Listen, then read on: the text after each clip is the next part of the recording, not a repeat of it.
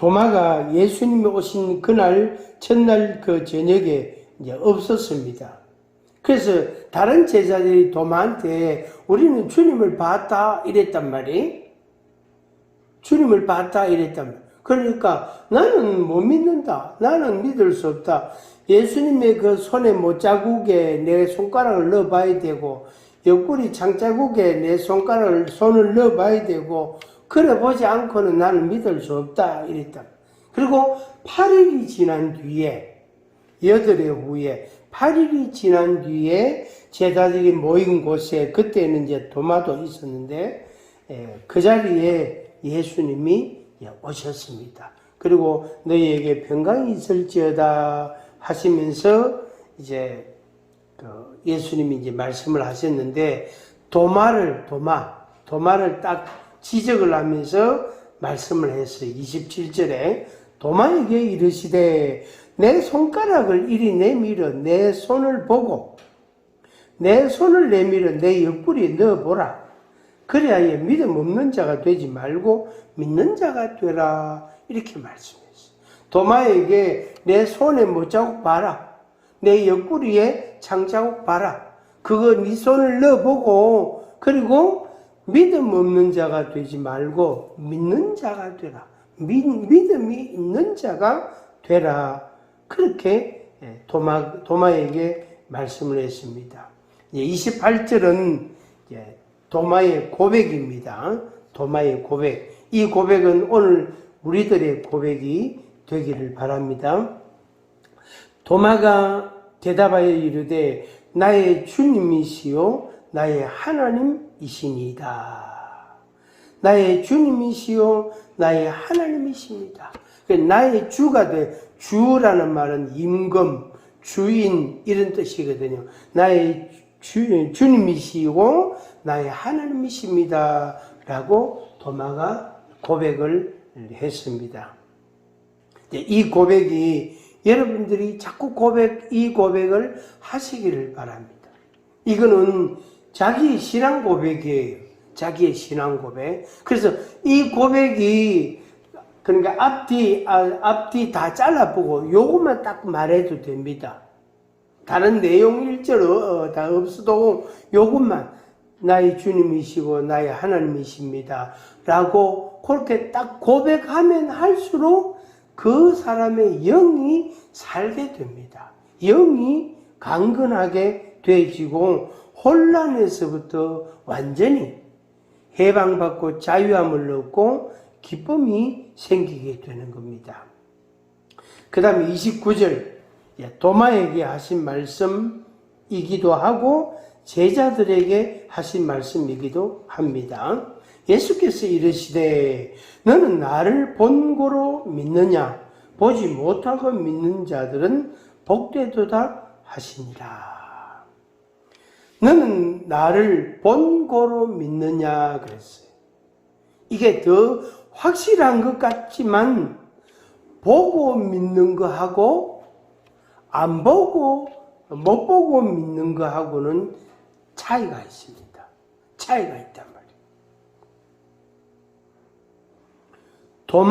도마도 그렇고 예수님의 제자들도 그렇고 그들은 보고 믿는 사람에 속할 수 있습니다. 왜? 봤으니까. 예수님을 만났으니까. 근데 오늘 우리들은 예수님을 보지 못하고 믿는 사람들. 그래서 우리의 믿음이 이 제자들의 믿음보다 더 훌륭하다, 뛰어나다, 더 귀하다 이렇게 말할 수 있습니다. 물론 이제 믿음의 정도는 있습니다만은 우리는 그 믿음을 그러니까 보지 못하고 믿는 믿음을 우리는 갖고 있습니다. 보고 믿는 믿음은 우리에게는 없단 말이에요. 그런데 보지 못하고 믿는 믿음은 우리에게 있습니다. 히브리서 11장의 1절에 있는 믿음은 바라는 것들의 실상이요 그랬어요. 바라는 것은 이미 이루어졌습니까? 안 이루어졌습니까? 안 이루어졌잖아요. 바라는 것, 그러니까 내일 미래의 이야기죠. 믿음은 바라는 것들의 실상이다 그랬어요. 그러니까 다시 말씀드리면은 내가 믿기는 믿는데 언젠가 되어질 그것을 마치 실제처럼 보는 것, 그게 믿음이다. 근데 이게 곤란한 거죠. 그러니까 3년 후에 내가 어떤 사람이 될까? 내가 어떤 모습을 하고 있을까? 그것을 생각하고 하나님 아버지 이렇게 은혜를 주시옵소서 내가 믿습니다. 이게 어려운 거다. 내가 3년 후에 어떤 사람이 될까? 어떤 모습으로 내가 살아갈까? 이게 참 어려운 거예요. 그러니까 그럼에도 불구하고 내가 믿음을 갖고 내 마음에 믿음을 갖고 살아간다는 거, 하루하루 이렇게 살아간다는 거, 그게 소중한 겁니다. 그게 뭡니까? 요즘 중고등학생들이 영어 단어 외우는 거 있잖아요. 그런 거를 억수로 싫어한대요. 모르면 네이버 검색하면 되고, 사전까지 이제 문자로 만든 사전, 그걸 요새 필요 없잖아요. 전부 네이버나 다음이나, 그거 들어가가지고, 검색해보면 답이 딱 나온단 말이에요. 그러니까 요새 아이들이 자기 머릿속에 영어 단어를 집어넣으려고 안 한대요. 그 단어 외울 필요 없어요. 검색하면 돼요. 이렇게 대답한대요. 그런데 이제 시험 칠 때 검색하고 폰으로 검색해가지고 답을 쓸 수 있습니까? 없잖아요. 그거는 그 시험 그 규정을 위반하는 것이 된단 말이에요. 그러니까 시험을 자꾸 치보고 나면은 이거 외워야 되는구나. 그걸 알게 되고, 또 어떤 애들은 이제 그 중에 또 몇 프로는, 이건 몰라. 외우지 않을래? 이거 언제 써먹겠노? 하면서. 언제 이거 필요하겠노? 이렇게 하면서. 그래서 요즘 아이들이 영어 단어를 안 외운대요. 영어 단어를 외우지 않는데. 그래서 공부하는 애들은 열심히 공부하고 안 하는 애들은 완전히 그냥 덮어놔두면 그래서 네이버만 믿고 다음만 믿고 구글만 믿고 아예 막 그냥 공부를 안 한대. 왜 그거 할 필요 없대. 그리고 이거 언제 써먹을지 모르니까 이거 외워놔봐. 이 영어 단어 외워놔봐야 쓸데없다. 언제 써먹을지 모르고, 이건 언제 쓰이겠나, 그러니까, 아예 외우려고 하지 않는다는 거예요. 그 영어가 힘들지만은, 자꾸 잊어먹고, 까먹고, 또 외우고, 또 잊어먹고, 외우고, 자꾸 그런 엄청난 노력을 하는 학생은 학교 졸업하고, 진급하고, 또 지나가고, 학교 졸업하고 또 지나가고 그럴 때에 자기가 더 잘하기 위해서 더 인정받기 위해서 노력하는 거죠. 근데 그때를 3년 후를 6년 후를 내다보고 공부하는 애들은 열심히 공부합니다. 그게 믿음이라는 거예요. 이거는 지금 당장 이 영어 단어는 쓸데가 없어도 아무 쓸데없는 그런 것이라 할지라도 이거 외워놓으면은 시험 칠 때 분명히 도움이 될 거다. 또 진학을 했을 때에 이게 분명히 필요할 거다. 그렇게 이제 그 마음을 가진 아이들은 공부합니다. 공부한다. 히브리서 11장 3절에 믿음으로 모든 세계가 하나님의 말씀으로 지어진 줄을 우리가 안다. 하나님의 창조, 모든 세계가 하나님의 창조물인데, 피조물인데, 그걸 우리가 알지 못합니다. 그러니까 지식으로는 그걸 가질 수가 없습니다. 믿음으로밖에 안 됩니다. 그러니까 내가 태어나 보니까 태양도 있고 달도 있고 별들도 있고 내가 태어나 보니까 나무도 있고 물도 있단 말이에요. 근데 이게 하나님이 창조하신 것이다, 만드신 것이다 라는 것을 어떻게 그게 증명이 가능하냐면 증명이 불가능합니다. 그래서 그거는 믿음으로만 내 마음에 받아들일 수밖에 없습니다. 요한복음 14장 1절에는 조금 다른 표현인데 너희는 마음에 근심하지 말라. 하나님을 믿으니 또 나를 믿으라. 이런 말씀이 있어요. 너희는 마음에 근심하지 말라. 근심하지 마라. 어떤 일에 대해서, 어떤 대상에 대해서 자기 마음에 고이 간직하는 거, 부정적인 건데, 좋은 거는, 좋은 것을 기억을 하고 간직하는 것은 당연히 해야 되는데, 자기가 하지 못하는 거, 자기 능력 밖에 있는 거, 자기가 절대로 할 수 없는 그걸 자기 마음에 또 간직하고 있단 말이에요. 그러면 그게 이제 한 가지, 다섯 가지 모아지면 그게 엄청난 부담이 되거든요. 짐이 된단 말이에요. 그게 근심이다, 근심. 내 마음에다가 또 담아 놓는 거예요. 그래서 주님께서 근심하지 말라. 하나님을 믿고 나를 믿으라. 이렇게 말씀했어요. 하나님을 믿으라 그랬어요. 그래서 근심하지 말고 하나님을 믿으라. 그런데 하나님을 믿는 게 빠릅니까? 근심하는 게 빠릅니까?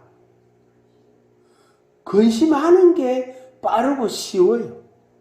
그냥 뭔 이야기 들으면 아이고 어떻게 하겠노? 그런 일이 있었으면 그 집에 그 애들은 어떻게 하겠노? 엄마 아빠가 뭐 그런 일이 있었으면 뭐 애들은 어떻게 하겠노? 그게 이제 지나가는 뭐 바람처럼 지나가 보면 괜찮은데 모성이가 많은 사람들은 그걸 마음에 담거든요.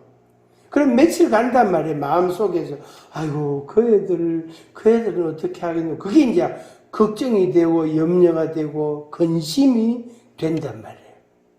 근데 그걸 하는 사이에 하나님께 의탁하는, 하나님 아버지, 내가 뉴스를 들었는데 그 부모는 이렇게 됐고 그 애들만 남았다는데 하나님 아버지 그 애들을 하나님 불쌍히 여겨주시고 도와주세요. 이렇게 하나님을 믿고 부탁을 하면 되는데 그거는 멀단 말이에요.